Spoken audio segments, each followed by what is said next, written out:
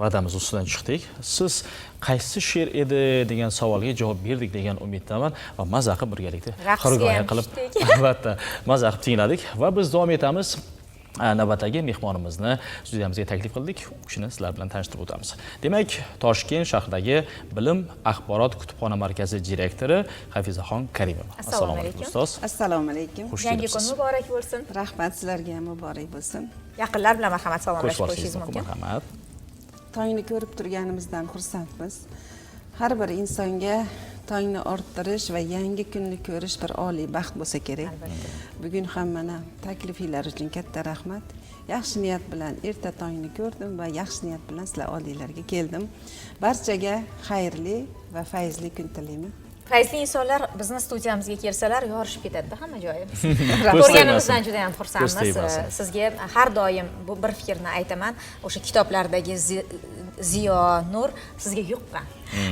Aynan jiddiy bir savol bermoqchiman. Bugungi kunda dolzarb bo'layotgan 15-yanvar 2026-yilda prezidentimizning kitobxonlik madaniyatini rivojlantirish va aholi o'rtasida kitob o'qishga qiziqishni oshirish chora-tadbirlari to'g'risidagi qarori qabul qilindi va bu qarorni ijrosi, maqsad va vazifalar haqida dastlabki fikrlaringizni bildiring. Juda ham o'rinli savol berdingiz. Albatta, barcha sohalar qatorida kutubxona sohasiga, kitobxonlikni rivojlantirishga juda ham katta e'tibor berilyapti. Bu hozirgi kunda davlat siyosati darajasiga ko'tarilgan. Albatta, mana shu yilgacha ham juda ko'p tanlovlar o'tkazildi. Mana yaxshi kitob o'qiganlarga mashinalar sovg'a qilindi. Juda ham mukofotlar yuqori. Lekin mana bu yilning boshlanishi ham juda ham biz uchun quvonarli hol bo'ldi. Ya'ni 15-yanvarda prezidentimizning 9-sonli qarori qabul qilindi. Bu qarorning asosiy maqsadi ham kitobxonlikni oshirishga qaratilgan. Va 26-yildan 30-yilgacha bo'lgan loyiha asosida, yangi dastur ishlab chiqish asosida har bir fuqaroni bir yilda 10 tadan kitob o'qishga jalb etish. Bu bilan o'ylaymanki, albatta kitobxonlik oshadi. Kitobxonlik oshgandan keyin xalqimizning davlat va jamiyat ishtirokidagi faolligi oshadi. Qolaversa, sog'lom turmush tarzi yanada taraqqiyot darajasiga ko'tariladi. Haqiqatan. Hozir yaxshi bilamiz, biz texnika asrida yashayapmiz. Zamon shiddat bilan o'zgarib ketyapti. Buni yaxshi bilamizki, yoshlar ko'p vaqtini ijtimoiy tarmoqlarda o'tkazadi. Bunda sizlar qanday qaraysizlar? O'sha kutubxonalar orqali yoshlarga yordam bera olyapsizlarmi? Yoki demak, yoshlarni kutubxonaga jalb etish masalalari, yangi loyihalar, tadbirlar bormi? Albatta, juda ham bizning asosiy maqsadimiz mana shu aholini va yoshlarni ma'naviyatini yuksaltirishga qaratilgan asosiy vazifalarimiz. Nafaqat O'zbekistondagi, balki jahondagi o'zgarishlar, yangiliklar, mana shularni yoshlarga yetkazish, xabardor qilish aholini. Yana shu qarorga to'xtalib o'taman. U yerda juda ham yaxshi loyihalar mavjud. Masalan, ularda loyihalardan bittasini namuna keltiraman. Bu Jadidlar izidan degan kitobxonlar klubini tashkil etish loyihasi u yerda o'z o'rnini olganda. Chunki mana hozir tarixni bilmasdan turib kelajakni bilib bo'lmaydi. Yoshlarimizni mana shu madaniy, tarixiy merosimizni o'rgatishimiz kerak. Buyuk bobokalonlarimizning faoliyatini Jadidlar izidan borib, ularning hayoti va faoliyatini o'rganib va uni mustahkamlash asosiy vazifasi hisoblanadi. Mana shu Jadidlar izidan kitobxonlik klubi loyihasi bor. Bu yerda maktab o'quvchilari asosida tuziladi va bir yilda har bir kitobxonning klubi 20 ta kitob o'qishi kerak. Shunaqa maqsad qilib qo'yilgan. Va bu shunchaki emas, agar kimda-kim mana shu 20 ta kitobni o'qib faol bo'ladigan bo'lsa, bazaviy hisoblash miqdorining 15 barabari miqdorida rag'batlantiradi.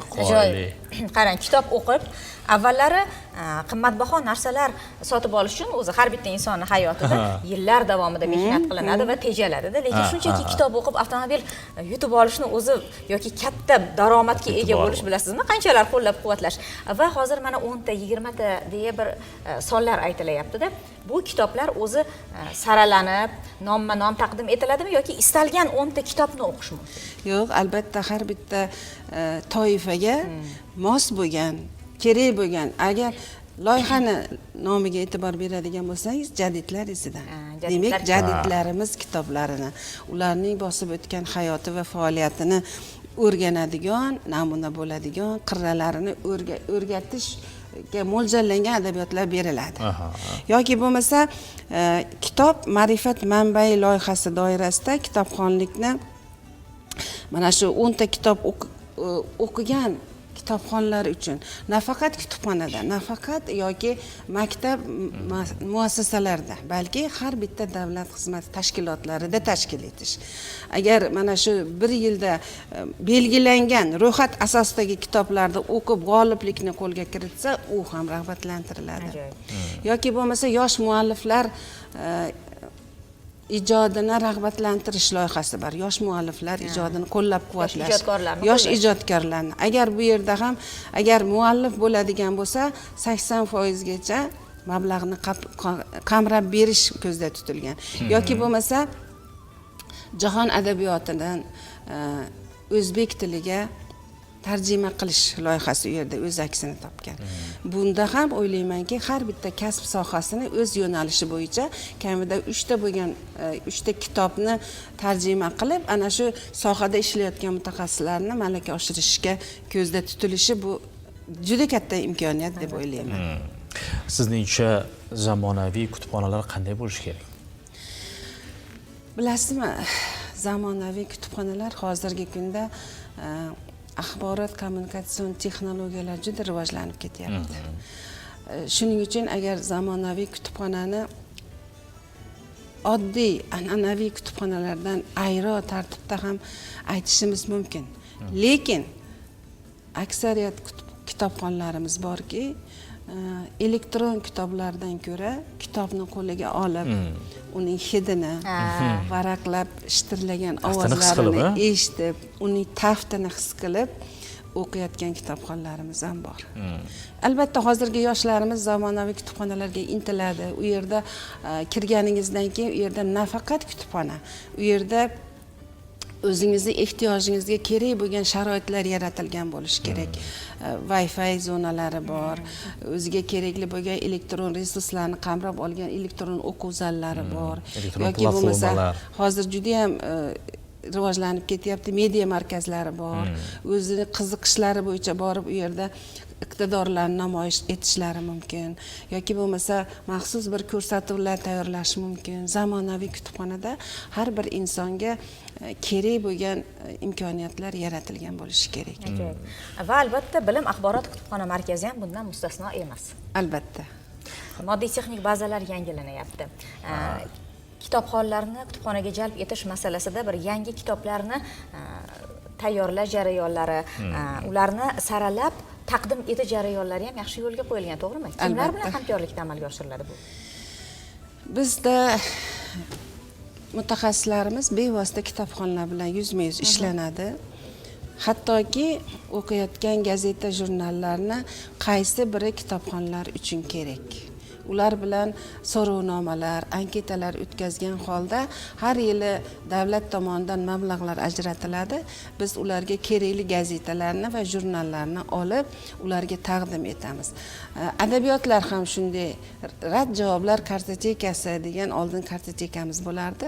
Hozir ham bu davom ettiriladi. Kerak bo'lsa har bir kelgan kitobxonni fikr va mulohazalarini yozib biz hisobga olib boramiz. Shu va har 3 oyda ular bilan bevosita suhbatlar o'tkazamiz, yozma ravishda so'rovnomalar tashkil etamiz. Agar bu ishni biz qilmaydigan bo'lsak, biz ularning talablariga javob bera olmaymiz. Biz buni hamkorlikda nashriyotlar bilan olib boramiz. Agar bizda bizning Toshkent shahar bilim axborot kutubxona markazida yo'q bo'ladigan adabiyotlar bo'lsa, biz izlanamiz. Hozirgi kunda O'zbekiston va Koreya Respublikasi o'rtasida hamkorlikda loyiha asosida Uznil dasturida faoliyat olib boramiz. U yerda mavjud bo'lgan adabiyotlarning barchasini elektron shaklga o'tkazamiz va uni to'liq matnli variantlarini ham joylab boramiz. Chunki bizda elektron tartibda onlayn qayerda bo'lishidan qat'iy nazar o'ziga kerak bo'lgan axborotlarni va kerakli kitoblarni olib o'qishlari mumkin. Bizga qachonki a'zo bo'lgandan keyin. Mana shunday sharoitlar qilganmiz. Agar bizda yo'q bo'ladigan bo'lsa, biz respublika miqyosidagi barcha axborot kutubxona markazlariga chiqamiz va ulardan olib taqdim etish imkoniyati yaratilgan. Bugungi kunda a'zolar qancha? Statistikasi bormi? Albatta statistikasi bor. Bizda Toshkent shahar bilim axborot kutubxona markazida hozir 14 mingga yaqin kitobxonlarimiz bor. Ularni tinimsiz monitoring qilib, tahlil qilib boramiz. Yoshlar qancha, ayollar bor u yerda, o'qituvchi professorlar bor. Albatta ta'kidlash kerak, 50-60% yoshlarni tashkil etadi. Biz bundan xursandmiz. Haqiqatan ham shaxsan o'zim ham o'sha o'zi aytgandek elektron platformadan foydalanishim yaxshi, lekin deylik 10 varoq yoki 9 varoqdan keyin haqiqatan ko'zlarim charchab qoladi shaxsan meni. O'shaning uchun ham o'zimga ma'qulroq qilib, ayni shu muqovalarni yoki sonlarni chiqazib olamanda, o'sha varoqda o'qish menga qulayroq. Muhimi o'qishda. Elektron kitobni tinglash orqali ham mana mutolaa loyihasi yaxshi yo'lga qo'yilgan bugungi kunda. U yerdagi eng sara asarlarni tinglash orqali ham kitobxonlikka bevosita qiziqayotgan yoshlar ko'p. Kattalar ham ko'p. Aynan kitobxonlik haqida gapirganda baribir o'sha tarbiya oiladan boshlanadi-da. Oiladan boshlanadi. Ota-ona telefonda o'tirganida bolasi hech qachon kitob o'qimaydi-da. Agar kitob o'qiydigan odam bo'lsa, qiziqqan holatda boshqalarga, yoshlarga ham ibrat namunasi bo'ladi, taqdim etiladi. Oilaviy kitobxonlikni rivojlantirish masalasi qanday hozir? Targ'ibotlar. Juda ham yaxshi savol berdingiz. Albatta har bir bola oilasida ko'rganini qiladi. Men ko'p davralarda aytaman, mana shu 45-46 yildan beri mana shu kutubxona sohasida ishlayotgan bo'lsam, tadbirlarga boramiz, talabalarga dars beraman, madaniyat oliygohida. Ularga ham aytaman, inson farzandga tarbiyani ona qornidan boshlash kerak. Yaxshi muzikalar eshitish kerak, yaxshi mazmunli, qiziqarli kitoblar o'qish kerak. Men kelinimga ham shunaqa nima berganman-da, vazifa. Maslahat berganman, vazifa berganman. Qarindosh urug' nimalarga ham doim aytaman. Chiroyli narsalarga qarash kerak, xohlagan foydali ovqatlar yeyish kerak va albatta musiqa tinglash kerak. Shunda insonni ona qornidan bolaga kitobga bo'lgan qiziqish uyg'onadi. Va haligi bola tug'ilgandan keyin ham xotirjam tug'iladi. Olimlarda tadqiqotiga e'tibor bergan bo'lsangiz ham, arzimagan 20-30 daqiqa kitob o'qish insonni qalbini orom baxsh etar ekan. Ruhiy dam olar ekan inson. Ruhiga ham dam berib turish kerak. Ruhiga dam berib turish kerak. Qachon insonning ruhi dam oladigan bo'lsa, kitob o'qish zavqini shunda sezadi. Chunki har bir kitob o'qigan inson